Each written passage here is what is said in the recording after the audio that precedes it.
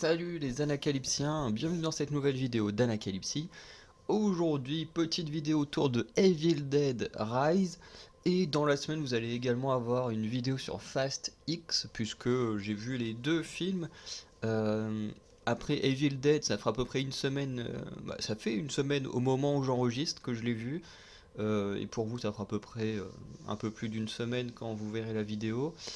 Euh, voilà, et Fast and Furious, je l'ai regardé vendredi, donc voilà, pour moi c'est le lendemain de mon visionnage que je ferai la vidéo, parce que je vais la tourner juste après celle-ci. Par contre, vous aurez ça un peu plus tard. Euh, voilà. En tout cas, je vais revenir sur le film Evil Dead Rise dans cette vidéo, avec les bons points et mauvais points, avec d'abord une partie non spoil, même si le film ouais, ça fait quand même un petit moment qu'il est sorti. Alors, il est toujours au cinéma dans les pâtés au moment où j'enregistre. Mais voilà, je préfère quand même au cas où, pour ceux qui préfèrent attendre les VOD ou les DVD, tout ça. Voilà, je préfère quand même préciser qu'il y aura une partie sans spoil et une partie avec spoil, comme d'habitude. Voilà, faites très attention si vous voulez pas être spoilé, même si encore une fois le film il a déjà au moins un bon mois, ouais, ça fait déjà bien un bon mois qu'il est sorti, donc techniquement c'est plus vraiment du spoil.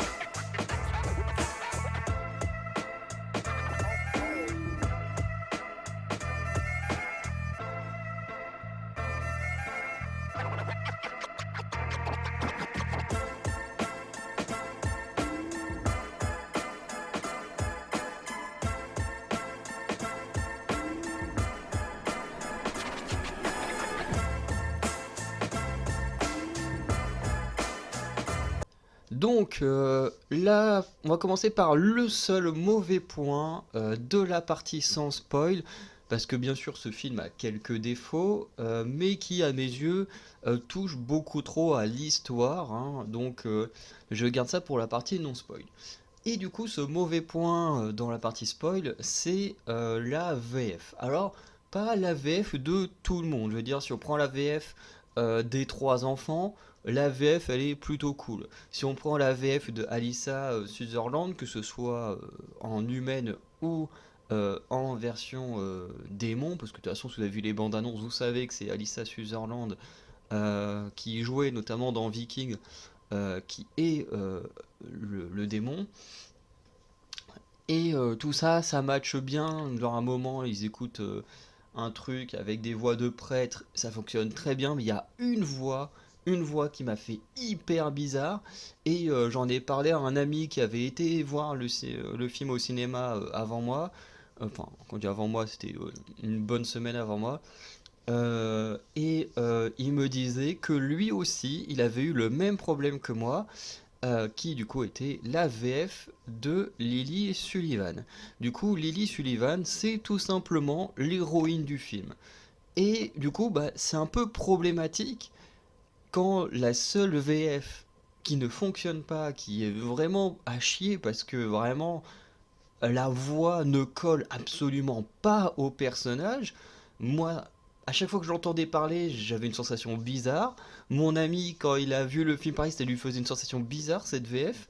Et voilà, alors certains vont peut-être dire oui, mais il faut regarder le film en VO et tout. Alors moi, j'en ai rien à foutre de cette guerre entre VO et VF, hein. Je regarde le film comme j'ai envie.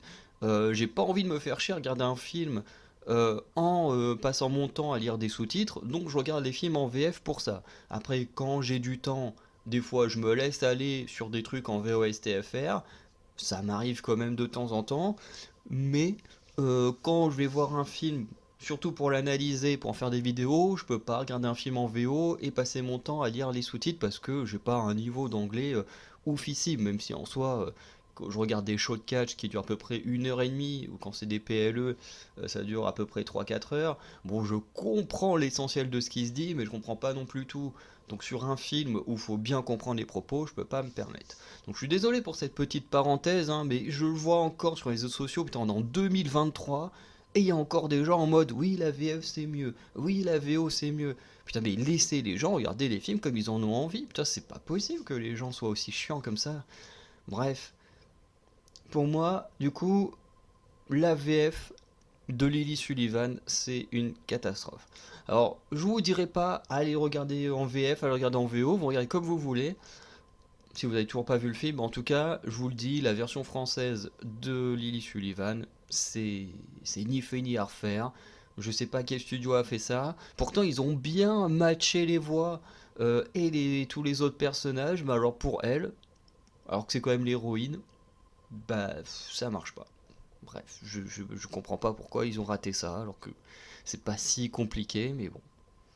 On va maintenant passer au bon point qui ne spoil pas, puisque la plupart des points que je vais mentionner soit sont globaux, soit concernent des choses qu'on a vues dans la bande-annonce. Et le premier point, c'est que ça n'est pas un remake. C'est-à-dire que, alors moi, j'ai pas vu les deux premiers Evil Dead, donc les tout premiers, là, les vieux, je sais plus de quelles années ils sont, mais qui sont vraiment très anciens. Ceux-là, je les ai pas vus. Moi, j'ai vu la version de 2013 avec, je crois que c'était Jane Levy ou un truc comme ça qui était l'héroïne.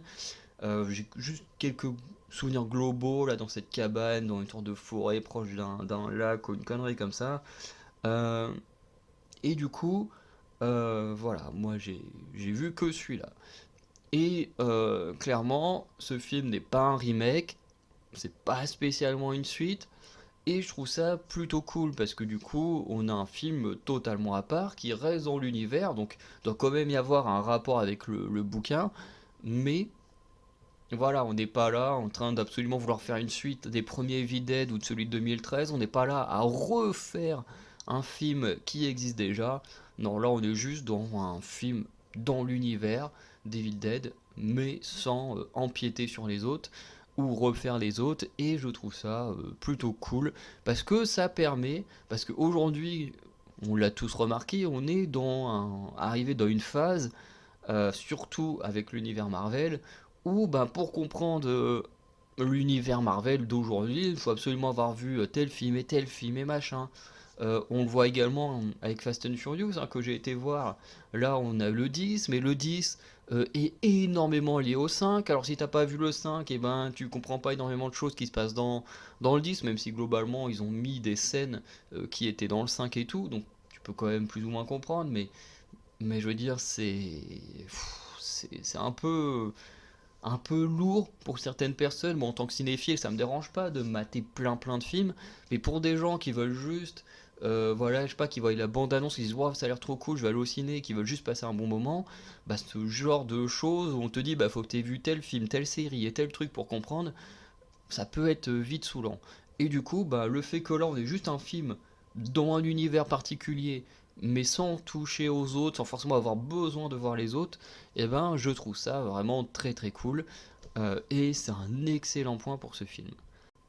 Deuxième bon point, c'est que les acteurs et actrices sont vraiment bons.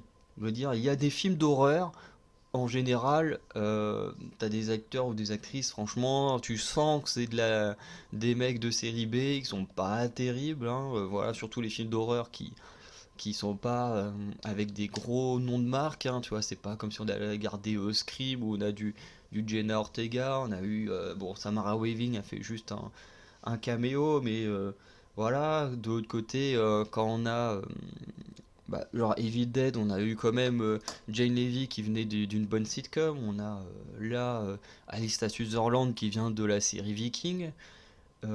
Qu'est-ce qu'il y a d'autre comme grosse série d'horreur parce que c'est vrai qu'il y en a que je regarde pas trop, donc genre Halloween, Freddy, tout ça, je peux pas trop en parler. Souviens-toi l'été dernier, on avait quand même Freddy Prinze Jr. On avait quand même, comment elle s'appelle, Sarah Michelle Gellar, enfin bref. Euh, on a quand même en général des bons acteurs. Scream, on avait aussi l'acteur qui joue dans Skeet Ulrich, hein, qui après a joué dans Riverdale, le pauvre. Euh, enfin bref. Que des fois, tu as des séries B, quand tu sens que dans le casting, il n'y a personne de connu ou de bon, tu dis, bon, ça pue, hein. Si le film déjà il n'a pas eu de promotion, ça pue. Hein. Et beaucoup de films d'horreur, c'est comme ça. Là, bon, il n'y a que Alyssa Sutherland que je connaissais déjà. Parce que voilà, grand fan de Vikings, même si bon, c'est une série, voilà, il y a beaucoup de choses à redire. Mais je suis quand même un grand fan de cette série. Et du coup, ça m'a fait plaisir de la revoir dans d'autres registres. Bon, Lily Sullivan, je la connais pas, mais j'ai trouvé qu'elle a fait une très bonne perf. Les trois enfants, j'ai trouvé qu'ils étaient vraiment bons. Dont la petite, hein, il y en a une, elle a à peine 11 12 ans. Elle fait quand même une bonne perf. Les adolescents, ils font des bonnes perfs aussi. Euh, les, les personnages secondaires, j'en vois quelques voisins et tout. Franchement, voilà, ils sont pas catastrophiques, ils jouent plutôt bien. Bref, j'ai trouvé que dans la globalité, on avait quand même un bon casting qui fonctionne bien. En plus, en ayant juste une personne de vraiment connue. Alors, ça se trouve, Lily Sullivan est connue, et voilà. Mais moi, j'en ai jamais entendu parler. Et pourtant, j'ai vu des tonnes de films, j'ai vu des. Bon, quand même un peu moins de séries, mais j'en ai vu beaucoup quand même. Bon, voilà. Donc, ça se trouve, elle est quand même connue parce que si elle a le rôle principal, c'est que, à mon avis, sur un film comme ça, elle a quand même déjà dû faire pas mal de choses intéressantes avant, mais en tout cas, pas que je connaisse. Euh, mais en tout cas, voilà, très bon casting. Ensuite, j'ai envie de dire qu'on a une bonne tension dans le film. Si vous regardez ça, moi j'ai regardé ça le soir, forcément. euh, c'est vrai que c'est un film qui, personnellement, ne fait pas spécialement peur par ses propres scènes d'horreur. Mais c'est un film qui va mettre beaucoup de tension, qui va beaucoup jouer sur la tension. Et ça, je trouve ça vraiment très cool. Voilà, on joue beaucoup sur par exemple, le bruit ou sur le fait que les gens sont tellement concentrés sur un truc qu'ils ne voient pas spécialement ce qui se passe derrière. Et puis nous, en tant que spectateurs, on le voit. Il y a une scène, je reviendrai un peu plus tard, dans la façon que c'est filmé, c'est vraiment pas mal. Et c'est vrai que c'est un film, voilà, qui va plus être dans de la tension que vraiment dans de l'horreur pure. Et le seul truc qui fait vraiment peur, c'est Alyssa Sutherland. Mais je vais en revenir juste après. En tout cas, si vous vous attendiez à vraiment du gore, des choses qui fassent vraiment peur, alors oui, il y a beaucoup de sang par moment, mais honnêtement, c'est pas un film qui va faire peur sur l'horreur. C'est plus, voilà, on va créer de la tension pour, voilà, stresser le spectateur, mais en soi, ça fait pas hyper peur plus que ça. Et comme je disais, la chose qui fait sûrement le plus peur dans le film, c'est Alyssa Sutherland.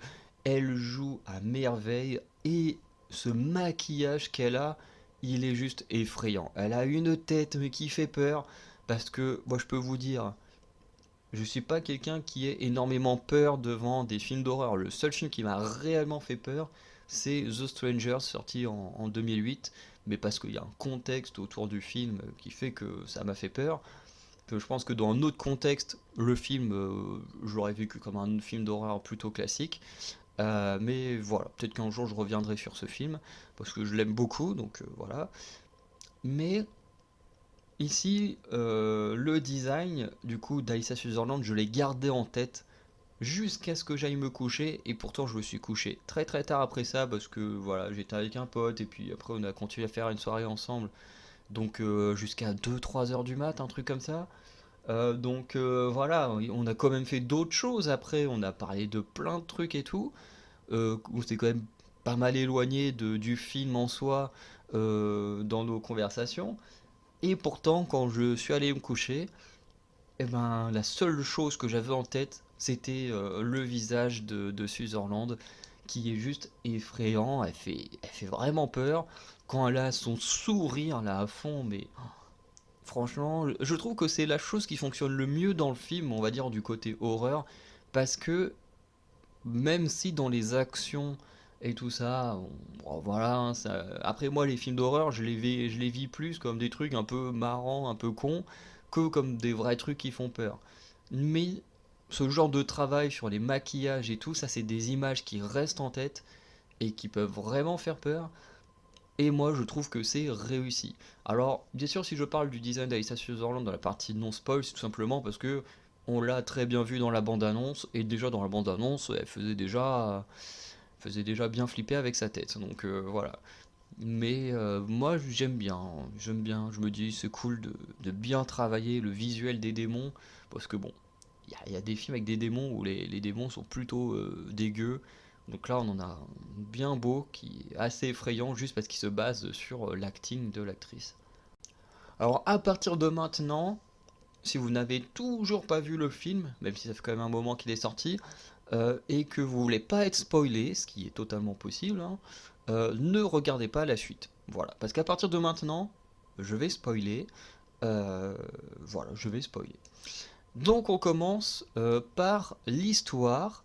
L'histoire en soi, elle n'est pas si mauvaise que ça, hein. Voilà, on a une sœur, donc jouée par Lee Sullivan, qui va voir le personnage joué par euh, Alyssa Sutherland. Je me souviens plus du perso de Sutherland. Je sais que le personnage de Sullivan s'appelle Bess. Et la sœur, jouée par Sutherland, je sais plus. Mais bref, du coup, il y a Bess qui vient voir sa sœur. Voilà, ils vont passer du temps ensemble. Il y a un tremblement de terre. Dans le tremblement de terre, les enfants découvrent le livre. Euh, Ensuite, il y a un des enfants à qui on dit ne lis pas le livre. Qu'est-ce qu'il va faire? Il va lire le livre. Ou plutôt, il va faire tourner un CD là qui permet d'écouter l'enregistrement des prêtres. Et notamment, il entendra l'incantation. Incantation qui du coup va faire réveiller le démon, voilà, qui va prendre possession de Sutherland.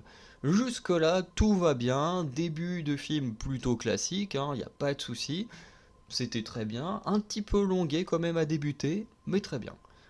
Par contre, après ça, eh ben, le défaut pour moi, c'est que à aucun moment on cherche à se débarrasser des démons. Alors, il y a quand même Bess qui va écouter la suite de l'enregistrement pour essayer de savoir comment on peut s'en débarrasser ou quoi que ce soit. Mais après ça, à aucun moment on cherche plus que ça à vraiment se débarrasser des démons ou de quoi que ce soit. Leur seule idée, c'est fuir, fuir, fuir, fuir. Et j'ai trouvé ça un peu dommage parce que on ne cherche pas à connaître l'origine du démon, on ne cherche pas à connaître comment ça s'est passé pour les prêtres notamment, on ne cherche pas à tuer les démons, à trouver vraiment un moyen de les vaincre. En fait, on ne cherche rien, c'est juste on essaye de se protéger, on essaye de fuir, et puis c'est tout. En fait, le film, c'est clairement ça. Et ça, j'ai trouvé ça un peu dommage. Alors, le film reste bien en lui-même, hein. Honnêtement, je le dis tout de suite, j'ai passé un très bon moment devant ce film. Le film, je l'ai, je l'ai pas vécu si long que ça. J'ai trouvé que c'était très bien foutu. Je me suis pas ennuyé et tout. Mais j'ai trouvé dommage que on cherche pas à vaincre ce démon, à connaître son histoire ou quoi que ce soit. C'est juste, il est là et c'est tout. Voilà, faut juste le fuir. Et ça, malheureusement, pour moi, c'est un gros défaut que on ne travaille pas plus que ça le scénario. Autre problème que moi j'ai pas trouvé intéressant, peut-être que les gens ont aimé, moi en tout cas j'ai pas trouvé ça intéressant, c'est la fusion des démons. Puisque plusieurs personnes vont mourir, comprenant Alyssa Sutherland, et les démons vont se fusionner, ils vont se retrouver au nombre de 3. Et vous aurez le dernier point de la vidéo, vous comprendrez qui sont les deux autres. Et ils sont au nombre de 3. Et en fait, le problème, c'est que cette fusion ne sert à rien. Dans le sens où elle n'apporte rien à l'histoire.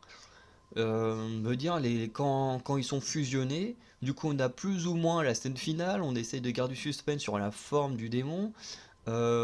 Et puis ensuite, voilà, le démon il attaque Bess et la petite, et du coup, tous les deux ils arrivent à se débarrasser du démon. Quand même assez facilement, et je me dis, à quoi ça a servi, quoi? À quoi ça a servi, en fait? Pourquoi avoir fait la fusion du démon qui rend le démon plus lent, pas plus effrayant, hein? Le démon était suffisamment effrayant à la base. Là, vous l'avez rendu moins effrayant, comme je disais, plus lent, moins fort. Pourquoi? Le démon, il se suffisait à lui-même tel qu'il était à la base. Et ça, honnêtement, bah, j'ai pas trop kiffé. Mon ami qui était avec moi, pareil, cette transformation un peu là en triple démon, enfin en fusion de trois démons, bah pareil, il a pas trouvé ça dingue. Enfin, ouais, c'est pas. Honnêtement, c'est pas terrible cette fusion et c'est un peu décevant, mais bon. Le film, il reste encore bien, mais c'est un peu dommage de terminer avec cette fusion des démons. Ensuite, on a certaines morts qui sont pas dingues. Dans le sens où je vais en donner une seule parce que c'est celle que je trouve vraiment la plus nulle. C'est que t'as un prêtre qui va venir aider les voisins et tout. Voilà, qui est voisin. Alors il est pas vraiment prêtre, mais il est croyant plutôt. Euh, il va se faire arracher un œil par Alyssa Sutherland. Bon, ça, c'est pas le problème. Le truc, c'est que t'as un gamin à côté, alors je trouve que ça doit être le frère, le fils, enfin bref, un truc dans le genre. Et en gros, le démon, lui, crache l'œil dans la gorge, et le mec, il meurt étouffé avec l'œil dans la gorge. Et je me suis dit, mais à côté de ça, t'as des morts qui sont beaucoup plus stylés, beaucoup plus graphiques, ou quoi que ce soit, et là, le mec, il meurt juste parce qu'il se fait cracher un œil dans la bouche. Ouais, c'était vraiment la mort à chier du film, hein. Après, le reste est vraiment sympa. Mais alors, ce moment-là, je me suis dit, mais alors là, c'est vraiment la mort con, la mort vraiment nulle. Voilà. Bon, il y a le côté quand même où le démon est un peu en train de s'amuser, de rigoler. Tu vois, il est en mode chasse, mais en mode je connais mes capacités, vous pouvez pas test contre moi. Mais voilà, j'ai quand même trouvé ça un petit peu too much, cette mort un peu à chier, quoi. On repart du coup maintenant avec les bons points, toujours en partie spoil, hein, mais les bons points du film. Le premier bon point, c'est l'introduction. Parce qu'on a une introduction très particulière, parce que quand on voit l'introduction, en gros, on a trois jeunes qui sont dans une cabane près d'un lac. Alors du coup, ça rappelle un petit peu le Evil Dead de 2013. Enfin, du moins, moi, ça m'a donné quelques souvenirs de ce film-là. Le fait d'être proche d'une forêt, tout ça, une petite cabane, hein. Et du coup, le truc, c'est que, comment dire, le trio est là, il s'amuse, et il y en a une qui est malade. Et du coup, celle qui est malade, en fait, en réalité, elle est juste en train de se faire posséder par le démon.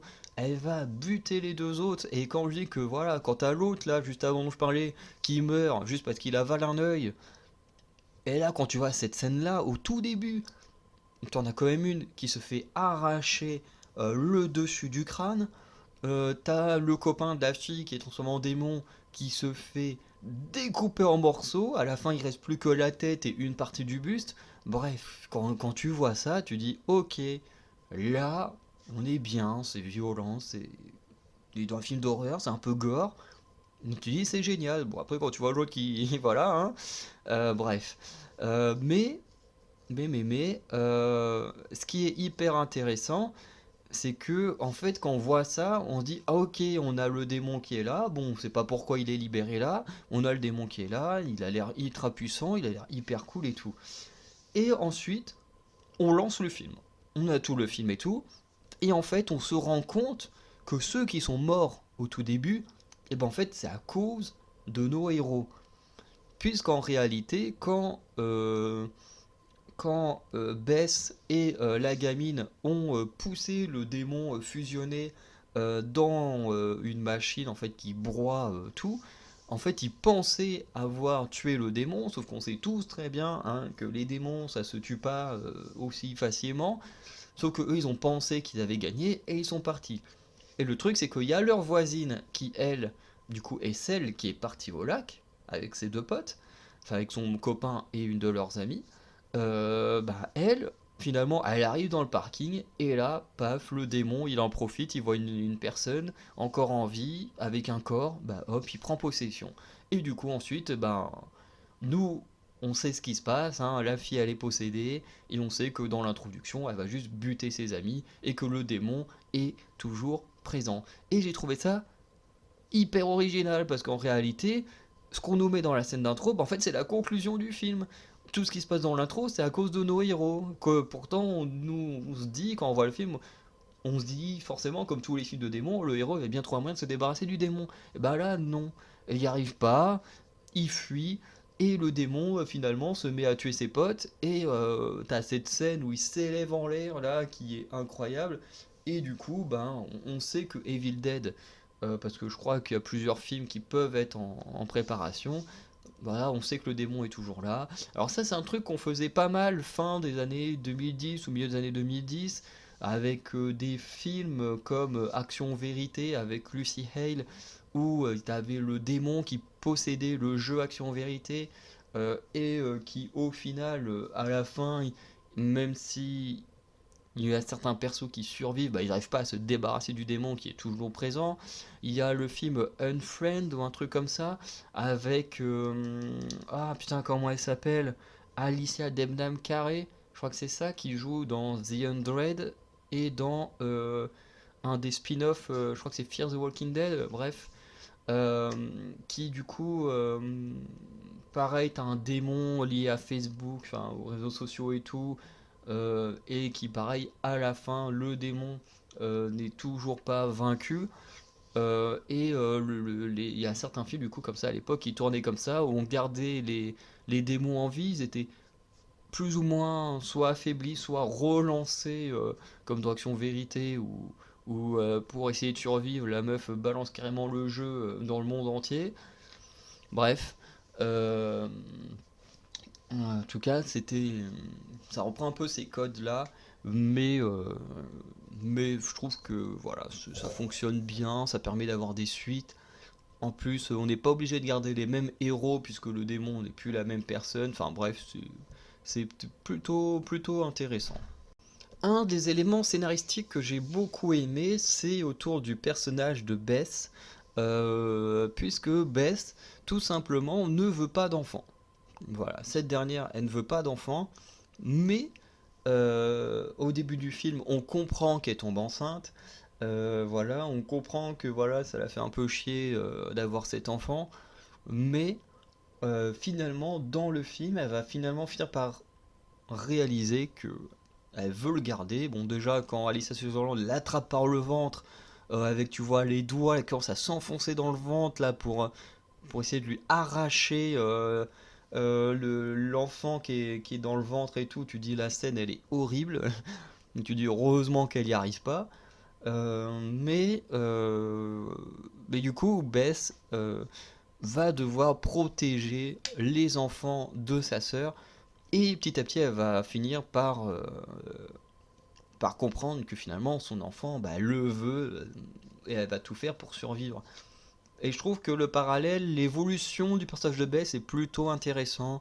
Au début, elle est vraiment là en mode putain, ça me fait chier. Quand elle découvre qu'elle est enceinte, ça la fait vraiment chier et tout.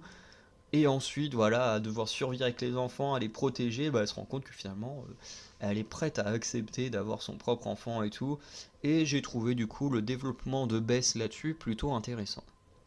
Voilà. Tout à l'heure, je vous disais qu'il y avait une scène dont je voulais vous reparler de la façon qu'elle était filmée. C'est celle de l'œillet. Alors, il n'y a pas qu'une seule scène comme ça, il y en a plusieurs. En fait, ce sont des scènes parce que quand la famille doit survivre au démon, ils sont dans l'appartement d'Alyssa Sutherland. Et pas l'actrice, hein, le personnage. Et du coup, ils doivent survivre. Et pour survivre, du coup, au début, ils se disent on va quitter l'appartement. Sauf que bah, les escaliers sont détruits, l'ascenseur est à moitié possédé, et du coup, ils peuvent pas s'échapper comme ça, quoi. Et du coup, je sais plus comment ils font, mais ils trouvent un moyen, du coup, de retourner dans l'appartement, tout en enfermant enfin, la mère à l'extérieur. Ce qui fait qu'ils bloquent la porte, et Sutherland elle reste coincée de l'autre côté. Sauf que bah, de l'autre côté, il y a aussi les voisins qui vont à un moment donné essayer d'intervenir. Et du coup, elle va faire un massacre, hein, tout le tout filmé à travers l'œillet. Des fois, elle parle à la porte, on la voit là à travers la porte, c'est vraiment le chose quand on frappe à ta porte que t'as pas envie de voir. En plus, elle est très manipulatrice, hein, quand elle tente de soudoyer sa fille, du coup la toute petite, pareil qui regarde à travers l'œillet, essayer de comprendre ce qui arrive à sa mère et tout. Enfin, les scènes comme ça, je les trouve géniales. Et en plus, comme elle a massacré des gens, du coup, t'as l'œillet, du coup, t'as le cadre, hein, qui ressemble à l'œillet, t'as du sang qui coule un peu dessus. Enfin bref, le, je trouve les plans à travers l'œillet vraiment excellents. C'est vraiment, bon, c'est pas nouveau, hein, mais je trouve ces plans-là plutôt excellents. Moi, j'aime beaucoup quand on a des plans un peu originaux. Encore une fois, c'est pas nouveau, mais ça se fait pas dans chaque film, quoi. Je veux dire, tu prends un plan large, bon, ok, ça on voit dans chaque film. Des plans à travers un œillet dans une porte pour essayer de faire peur, bon, ça on voit pas dans tous les films, donc je trouve ça plutôt cool. Le point suivant, c'est qu'on a très peu de survivants. Je pense à la fin du film, on n'a que 3 personnes qui sont encore en vie. Et on peut même dire 4 êtres vivants.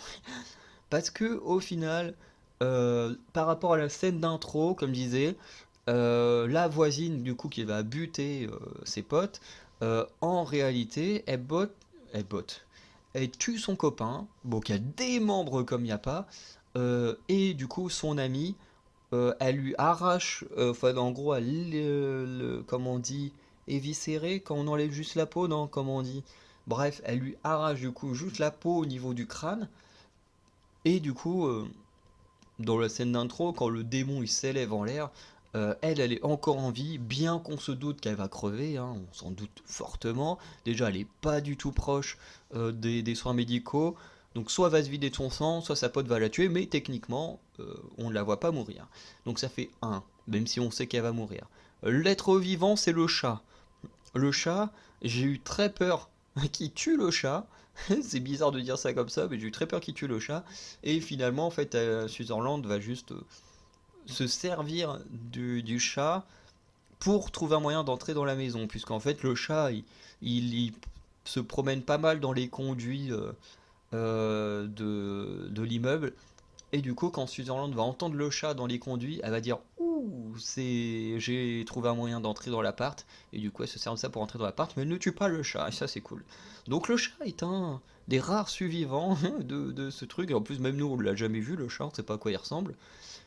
Et ensuite, les deux survivants, ce sont Bess et la petite fille, qui sont du coup les seuls réellement qu'on voit, qui survivent et qui sont dans un état correct. Voilà. Donc je trouve ça cool, hein, voilà, que beaucoup de personnes meurent, surtout dans un film d'horreur, hein, parce qu'un film d'horreur où t'as que deux trois personnes qui meurent et qu'il y a beaucoup de survivants, je trouve ça pas top. Là, il y a beaucoup de morts. À la fin du film, techniquement, on n'a que deux survivants humains et un survivant animal, donc ça fait pas beaucoup. Et voilà, moi je trouve ça vraiment très très bon. Et le dernier point que j'ai trouvé intéressant, c'est qu'on n'hésite pas à tuer les enfants. Parce que, encore une fois, dans l'histoire, on a une mère, on a trois enfants, on a une tante. C'est un peu le groupe de base.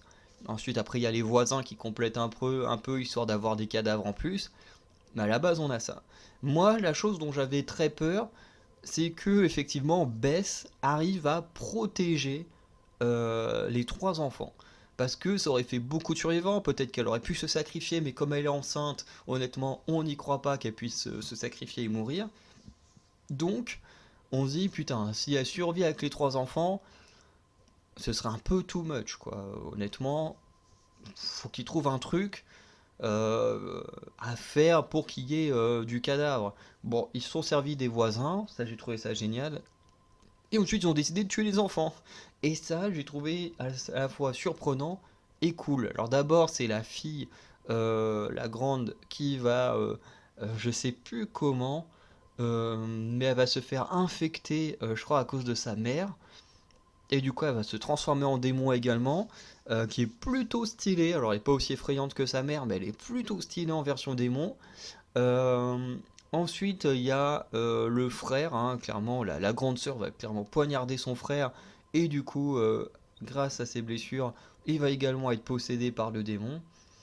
Et il y a un peu les voisins aussi qu'on va voir un petit peu en version démon également, un peu vite fait quoi, quand Sutherland va prendre un peu possession d'eux pour empêcher euh, Bess et la petite de fuir. Et ça c'était plutôt cool. Euh, mais l'essentiel c'est qu'ils ont osé tuer les enfants. Bon, pas la toute petite, hein, mais ils ont osé tuer les autres enfants et j'ai trouvé ça cool parce que c'est très très rare qu'on ose tuer les enfants au cinéma. Et là, ils se sont dit, on en a rien à foutre, allez hop, on les tue. Et du coup, quand je parlais de la fusion de trois démons ensemble, bah du coup, c'était la mère avec les deux enfants qui deviennent des démons. Et du coup, quand tu deviens démon, c'est que t'es mort. Donc voilà. Et j'ai trouvé ça voilà, plutôt cool hein, qu'on ose passer cette étape-là. On va maintenant conclure la vidéo. Alors c'est un film que j'ai beaucoup aimé honnêtement, j'ai passé un excellent moment, malgré quelques défauts, surtout autour du scénario. Mais comme je disais, le travail de la tension autour du démon par rapport à la famille qui les surveille, qui est ultra manipulateur en essayant de les forcer à ouvrir la porte ou des choses comme ça, bah, j'ai trouvé ça vraiment très très cool. Ça m'a suffi à être à fond dans le film et à ne pas voir le temps passer. Bon, le film n'est pas hyper long, mais ça m'a permis de ne pas voir le temps passer et de me dire, bah ouais, là, on passe un bon moment. Ok, l'histoire, il passe totalement à côté, mais en attendant, est-ce que les films d'horreur ont vraiment des histoires vraiment oufissimes? On peut déjà répondre que non, hein. Il y en a qui ont des bonnes histoires, hein, je dis pas le contraire, mais c'est pas non plus les scénarios les plus dingues de l'histoire du cinéma. Donc voilà, on va dire que c'est pas souvent les choses qu'on met le plus en avant dans un film d'horreur. Je dirais qu'on regarde un film d'horreur, c'est pour voir des gens se faire buter, pour voir des gens survivre à des tueurs en série ou des démons. Bref, on n'est pas là pour voir le scénario de l'année. Donc voilà. En tout cas, si vous ne l'avez toujours pas vu, moi je peux que vous le conseiller si vous aimez les films comme ça, parce qu'on passe quand même un excellent moment devant. Et voilà, pour ceux qui l'ont déjà vu, n'hésitez pas à me dire ce que vous en avez pensé dans les commentaires, j'ai hâte de voir vos avis. Sinon, n'hésitez pas à aller checker l'onglet communauté pour voir les vidéos sorties durant la semaine. Et sinon, bah, je vous souhaite une bonne journée, une bonne soirée. Ciao les Anacalypsiens.